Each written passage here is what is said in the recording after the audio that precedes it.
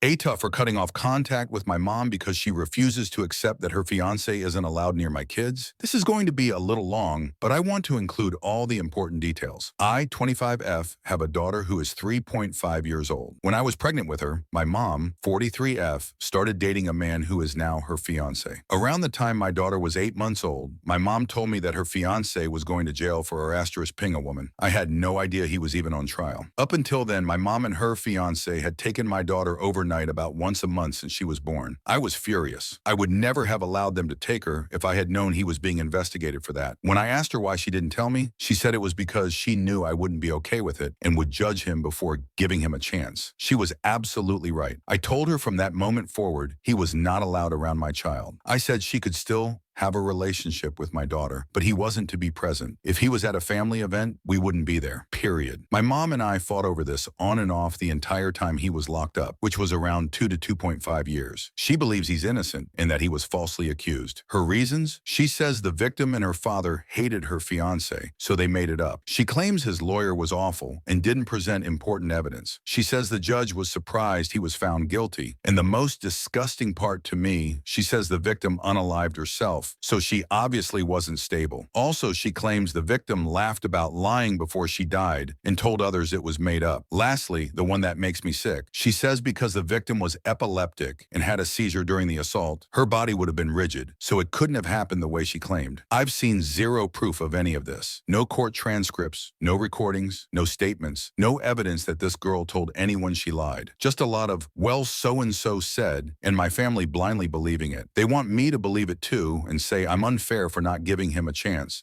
but I don't need proof beyond the fact that he was convicted. That's enough for me to not let this man anywhere near my kids. He was released just before the holidays. By that time, I'd had another baby. I made it clear that my husband, daughter, son, and I would not be attending Christmas or Thanksgiving if he was going to be there. My mom pushed again, said I was being stubborn and judgmental. I told her I was done having this fight. I have never wavered on my boundary. He will not be around my children. I don't care who believes what. After one more argument, I decided to go no contact with my mother. I'm tired of constantly having to defend myself for protecting my kids. My whole family is mad at me now. They think I'm overreacting and letting my opinions ruin relationships. But I don't think this is about opinions. I think it's about safety and trust, and I don't trust this man. So AITA for refusing to let a convicted rapist around my children and going no contact with my mother over it?